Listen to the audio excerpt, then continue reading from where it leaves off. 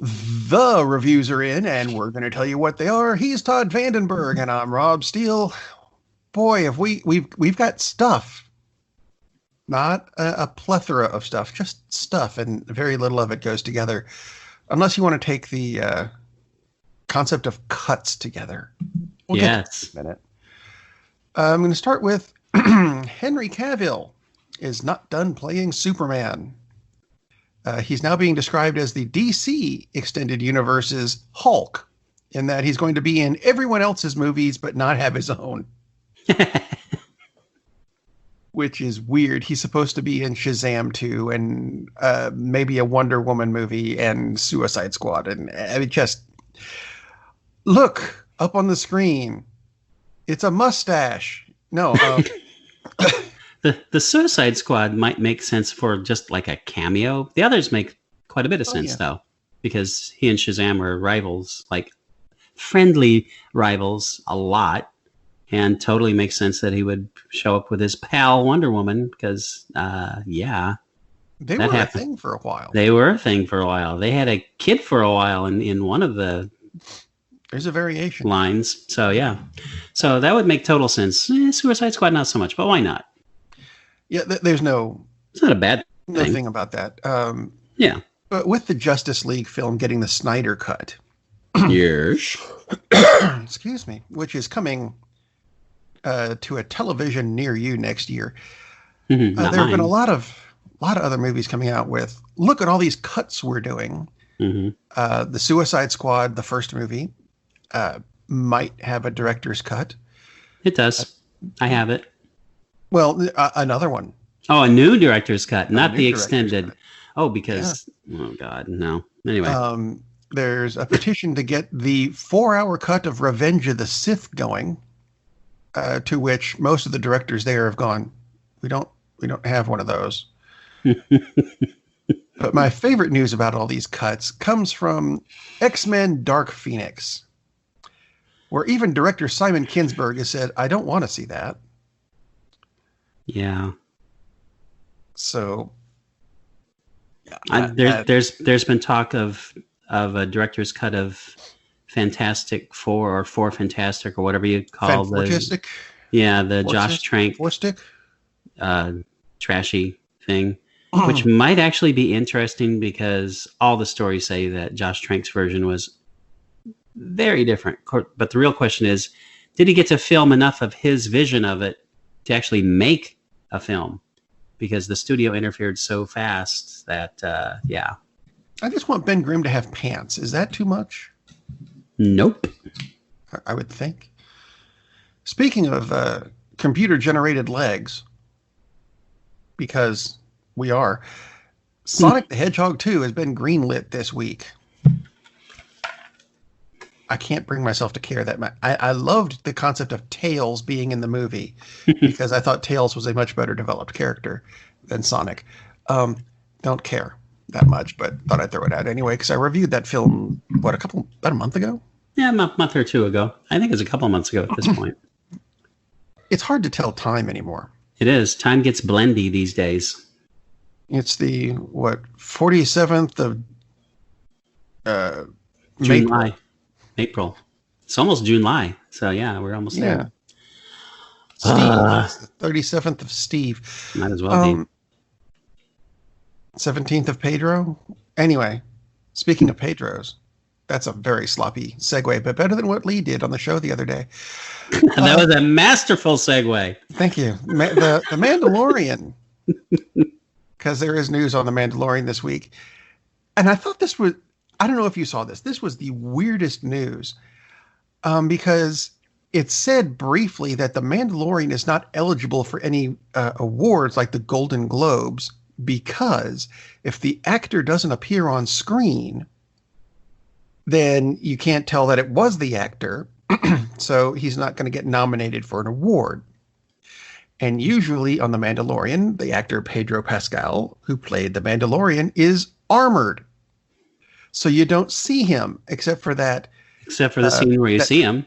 Except for the scene in the last episode where you do see him, thus making him eligible for the whole series.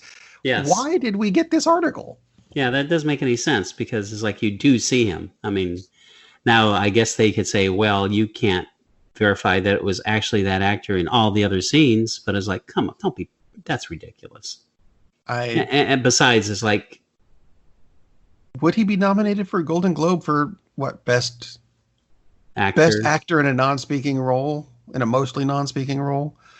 yeah, he shouldn't be nominated because, I mean, he's fine, but, there's not a lot of acting going on there. We'll get to that same description later on in the show, by the way.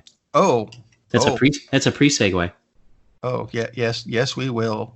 Because it's time for some reviews and have I got a movie for you? Have I got a movie for you? Yeah, okay. 1965, because I'm going back that far. No, I didn't exist yet. There's a band I actually like called Alphaville. And I found out that they named their band after this film. Excuse me again. Got a thing in the throat. Don't know what it is. Maybe it's the plot of this film because I couldn't. Anyway, I had heard of Alphaville before. It's supposedly a sci-fi classic. And like I said, I liked the band. I've seen it referenced in Ghost in the Shell Standalone Complex Season 1. I've got time. Let's watch the film. Okay, here we go. I can tell you the film is in black and white. It's in French. It's subtitled. I didn't care about any of that because it's a film. It could still be spectacular. I don't know. I'm just starting it. But sci-fi classic. I did not see anything in this movie that really told me that this was a sci-fi film. It takes place in a town called, you ready? Wait for it. Alphaville, which looks suspiciously like France. I'm just saying. The main character, his name is, and I didn't name him, Lemmy Caution. That is his name. Sure, why not? Now, watching this movie, you start off thinking, oh, he's a detective. Kind of, I guess. And he goes to Alphaville because it's in the script. We don't really find out why until very late in the movie. Now, I thought at the beginning there might be some comedy coming up in this film because about a minute in, Lemmy lights a cigarette. Okay. And he uses a Zippo lighter, and the Zippo lighter goes click when he closes it. And it goes click so loud, it's kind of like one of those, all right, take two, clap. Those clappers, it's that loud. Then he takes out his gun and cocks his gun, which makes absolutely no sound at all. So in my head, oh, he must be using a silencer. I'm thinking there might be some humor going on here. No, apparently that's just a glitch in the copy I've gotten off of Amazon. Because the film's comedy there concludes at the 1 minute 46 second mark. Oh, good. Let's see. So he enters a hotel, and this might be the most overstaffed hotel in the world because two people check him in. A porter shows him to the elevator where there's an elevator man to take him to the third floor, not on the elevator long, where two people greet him when he gets off. One is apparently a prostitute who follows him to his room, untucks his bed, and here's a quote, puts the tranquilizers in the bathroom. Which is good. Really? You need them. Because the movie's not going to make you fall asleep as it is. And then while she takes a bath, there's an obligatory person in the room to attack him for no reason that we ever actually figure out. What? To keep him from doing what he's supposed to do. But we'd never figure out what that is. The hotel room, this is such a bizarrely laid out hotel room because we've all been in hotel rooms. And you walk into a hotel room and there's kind of a main room where you've got a bed and you've got a closet and a dresser and stuff, and that's fine. But opposite the entrance to this are two other doors. The one on the right goes to the bathroom. I get that. That one makes sense. The other one goes to a room that has nothing in it but a jukebox that plays classical music. If you know why, let me know. I never figured it out. But once we get into that room, there's something that starts in there in the film that I'm guessing the character doesn't see, which is the occasional rapid firing of some Morse code and a picture that has very little, if anything, to do with the plot. I don't know why it does this. I just know it does. Now, a note I'm going to throw in, at the 21-minute mark, I notice that he has lit 17 cigarettes and not finished any of them. I notice this because the plot is so gripping. It is so gripping that it is actually clinging to a wall off camera and not made it to the actual film yet. Anyway, he eventually meets Natasha von Braun, who has been assigned to show him around town. Now, this is kind of weird, and it might be a French thing. I don't know. She says she has a car to drive him around town, but they can never really go anywhere because she is constantly giving her keys to someone behind a desk at whatever building they go into. We never see her do this, but whenever it's, all right, we need to go now, let me go get the keys, and she'll wander over to a desk where someone hands her some keys. And I'm thinking, when she hands them off in the first place, that person at the desk is going to be, oh, thank you, keys, just what I've always wanted. Why the hell did she give me keys? Oh, she's back. Here, take them. Go. Get out. Who the hell was that? I'm seeing that in my head. I don't know if that's actually part of the plot or not.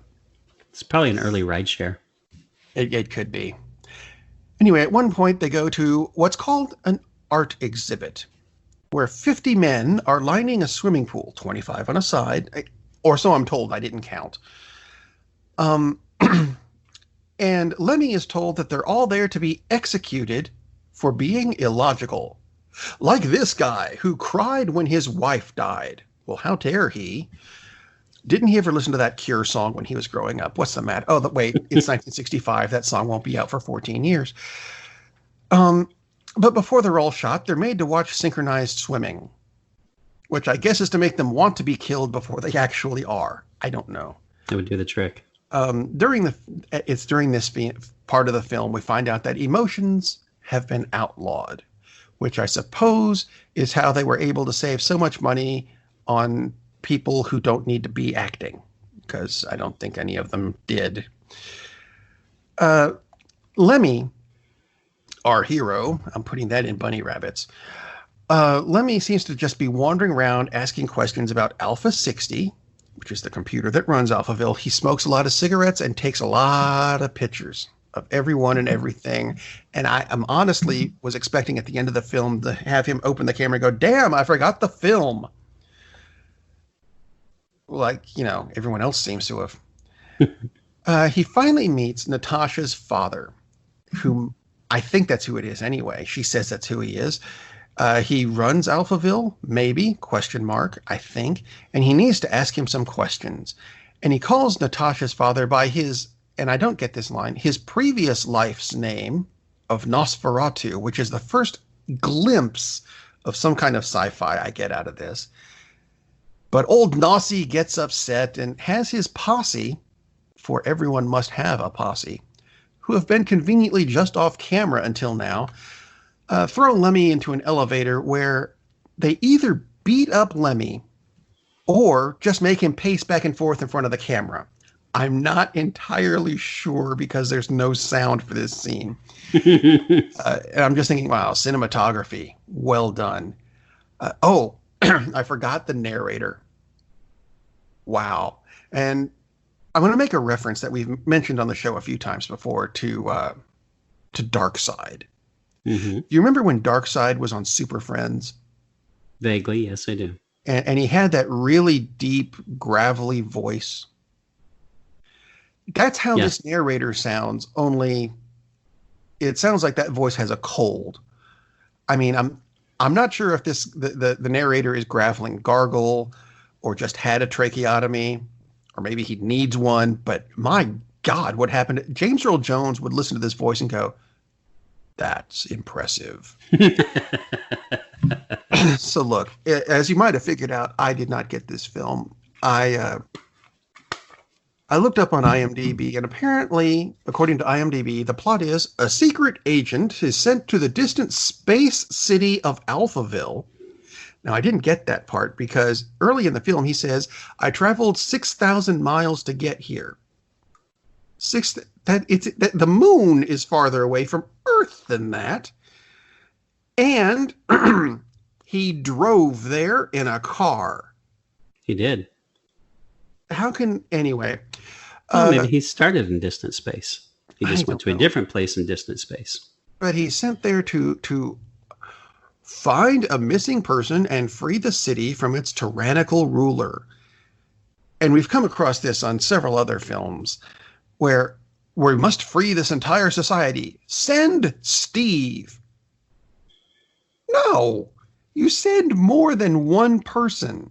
Yeah, that usually helps. I'm just saying.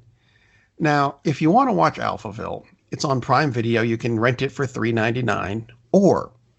I'm going to recommend this. If you want to use the money more wisely, I recommend the albums Afternoons in Utopia or Strange Attractor by the bands of the same name. You'll get much more pleasure out of those. And because I know you're an avid listener to the show, in case you were wondering, because, 80s techno bands go together, I'm going to link this to the Pet Shop Boys movie, It Couldn't Happen Here.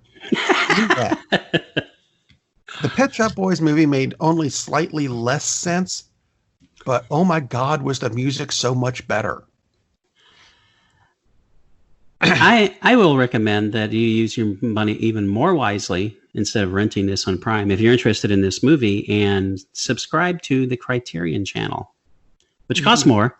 It's $9.99 a month, but of course you can cancel whenever you want to, but thousands of films, amazing films. And for the longest time, I didn't subscribe to a Criterion channel because it's like, okay, it's another $10 a month on top of Netflix and the Disney Channel and on and on and on. However, I'm so glad I did, because not only can you find Alphaville, you can find, I believe they have 8 Jackie Chan films.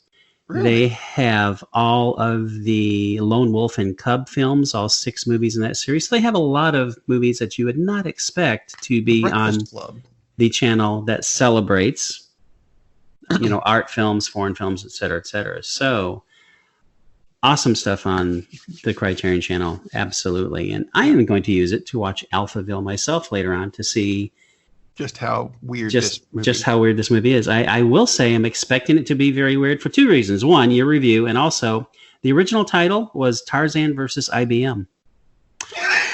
That's what the director wanted to call it, and they told him, no, let's not go with that. So the director named Jean-Luc Godard, and I looked this up by accident. There's a box set of Jean-Luc Godard films on Amazon right now, and the cover of this box set is apparently a cross-section of high-resistance AV cables. I don't know if that actually is what the cover of this box set looks like, but that's what's there. That kind of makes sense. I mean, he's directed some extremely well-known films, famous films, like Breathless. And this was apparently one of his Uncut Gems. Apparently it was, which is so brilliant a segue. Thank you. Take lessons, Lee. Anyway, yeah, that was a cheap shot. So terrible. We talked about it in pre-pro. There you go, Ted. I did watch Uncut Gems. This is a movie I waited to watch until it showed up free, because I was not going to spend $2 on renting an Adam Sandler film. So yeah, this is an Adam Sandler film, although not really. This is a Safdie brothers film. They're not that well known yet, maybe by the general public, but they are the gentleman who created the film A Good Time, which was the first movie I saw that convinced me that, yes, that kid who's going to play Batman is a really, really, really, really good actor. And maybe they were hoping that this would remind people that Adam Sandler could be a really, really good actor. And there were a lot of buzz that, oh, Adam Sandler, he's going to get nominated for the Oscar for this picture, et cetera, et cetera. You just worried the crap out of me because I thought you were going to say that Adam Sandler would make a good Batman. No. No.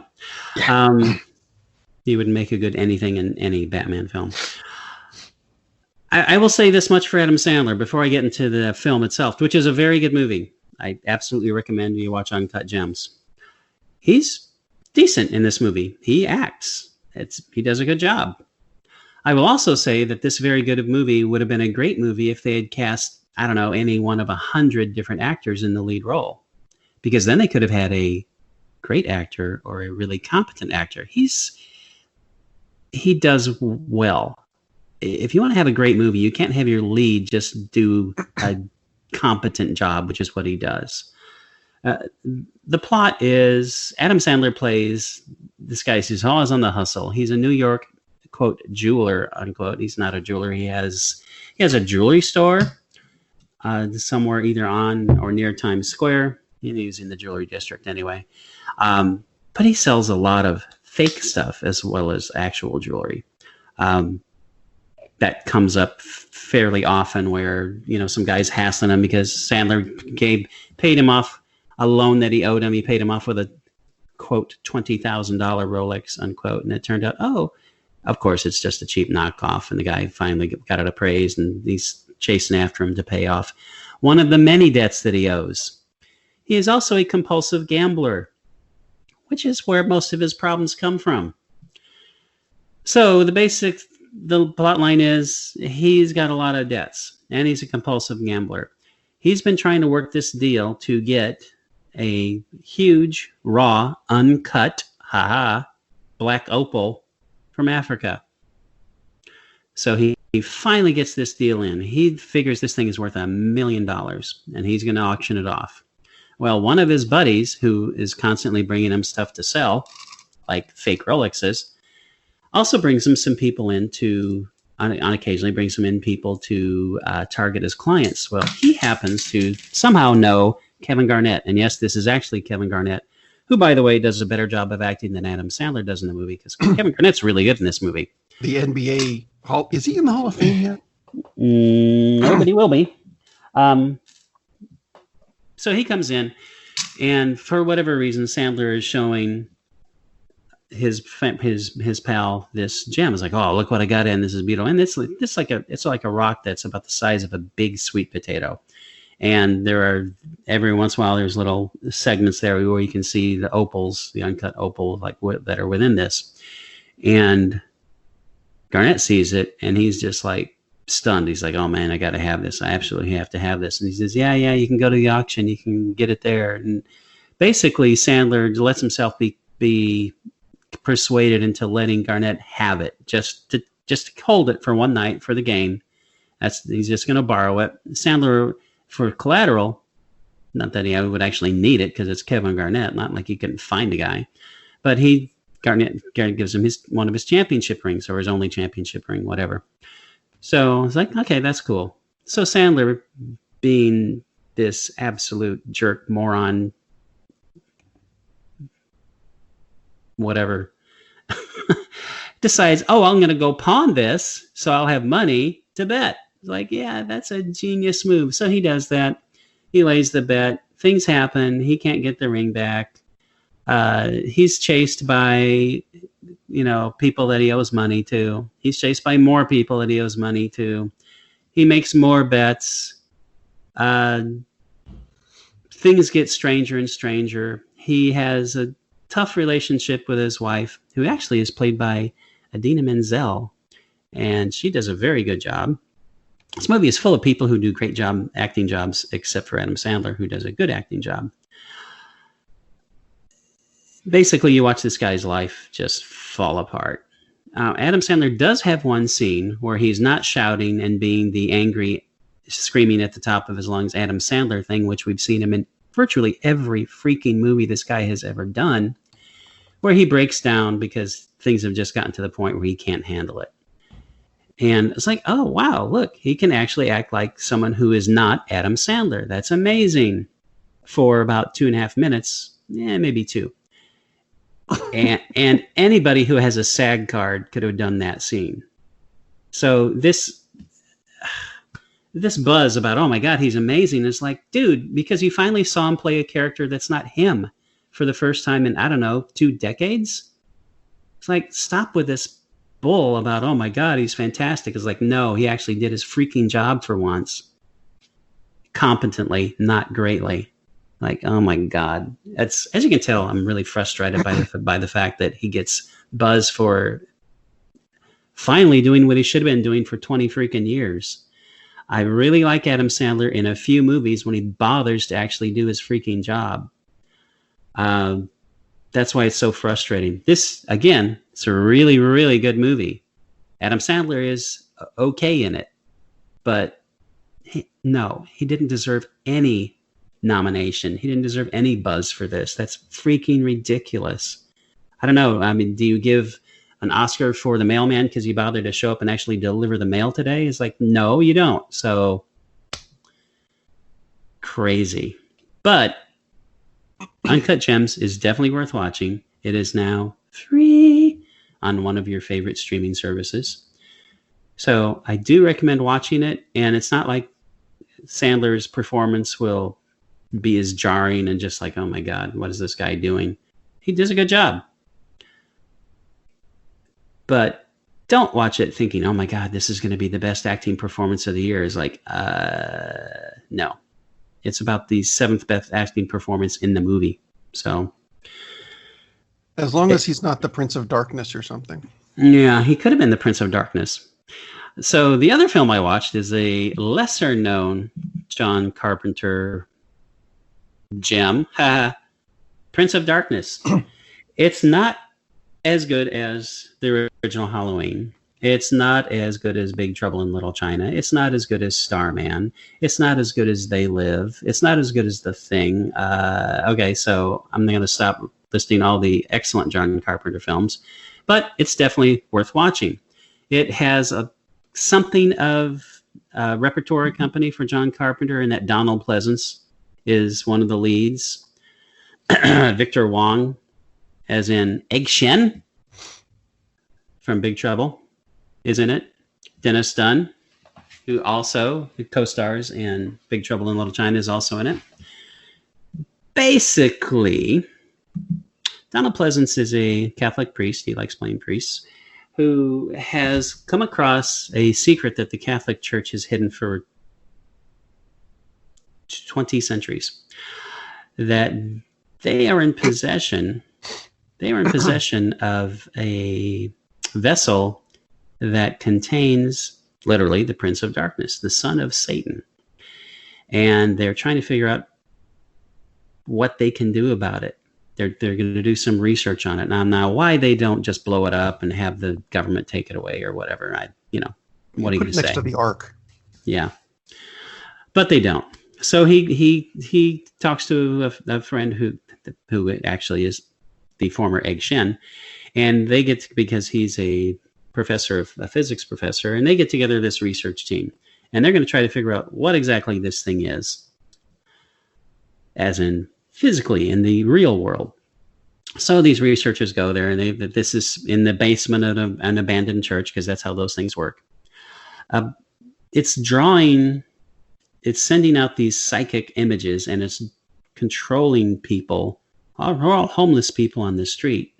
And they're just kind of gathering slowly around the church, kind of creating this sense of creepiness. The leader of them, yes, it is foreboding. It's foreshadowing of more foreboding. The leader, if not so much a leader, but like the main one that you'll see, is actually played by Alice Cooper, which is interesting. He looks creepy enough sometimes as it is. Yeah, he looks very creepy in this film. And he just showed up because he knew Carpenter and he just wanted to kind of hang out while they were filming. And Carpenter said, hey. So, go stand over there and look like you. Since this is a John Carpenter horror movie, things get bad. And the thing continues to send out these messages, and it manages to take over one of the researchers, who then manages to take over another researcher, and some people get killed. And then more people get killed, and it winds up being like Assault on Precinct 13, which is John Carpenter's first movie, which is also excellent, where a small band of our heroes are under siege in a building, and they can't get out because of all those homeless people around the case, in this case, instead of gangs. Really enjoyed this movie. Very well done, except for the fact that the lead might as well be Adam Sandler. Uh-oh. Do you remember the show Simon and Simon back in the 80s? Vaguely. Well, one of the Simons, Jameson Parker, is the lead in this film. That's the biggest reason that more people don't know about this movie. That's the biggest reason Prince of Darkness isn't another great John Carpenter film instead of just, that was worth watching. This guy, and I watched Simon Simon a little bit and didn't watch it after that because it was dull and boring and very typical of, oh, let's have a buddy private investigator or whatever, or troubleshooters or whatever stupid thing they were. This guy is boring. He's not a good actor. He might as well be Adam Sandler because he crushes any chance this movie had of being great because there's too much focus on him. And again, he's competent, but if, let's say, I don't know, like maybe Kurt Russell had been the lead in this thing would have been awesome. Would have been awesome if he'd played it straight. Would have been awesome if he'd gone for comic. Oh yeah, Escape from New York, another classic, awesome John Carpenter film. There are a number of actors who could have taken that role who would have projected, I don't know, some quality of actual humanity, which would have made it interesting. He's not as bad as the lead in Scanners, Stephen Lack, is like, as in total lack of any semblance of humanity, but he's not very good either. So 2 movies, very entertaining, very worth watching. Try to overlook the fact that the leads aren't that good, but you'll still manage to enjoy the movie. So basically these are lessons in casting directors, do your job well, because the lead of your film kind of matters. And both of these movies were sabotaged from greatness by the fact that their leads were just adequate. And that doesn't really fly. You can throw Lemmy Caution into that too. I do not remember who played him. But yeah, I know I said he played a detective type character. And I was going to leave this joke out, but I'm not going to. Somebody back then, ooh, he's a detective. Is he a private dick? Is the kind of, no, he's just a regular dick through the whole movie.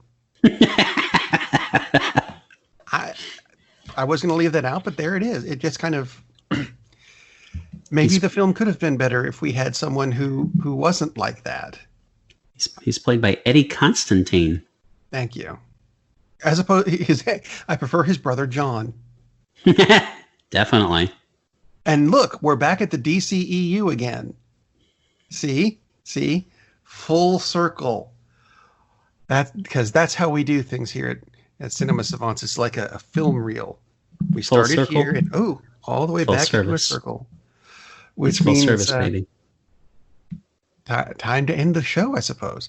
So tune in next week when we've got films where maybe we'll find something with actors we like in it this next week. We'll try. We'll see what we can do.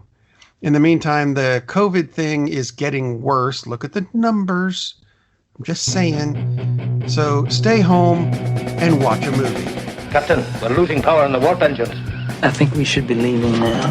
I'm going to go home and sleep with my wife. And on that unusually harmonious bombshell, it is time to end. I am very disappointed! Man, we have a weird job. It's shameful, but, it's a living. And like that, he's gone. Darn, that's the end.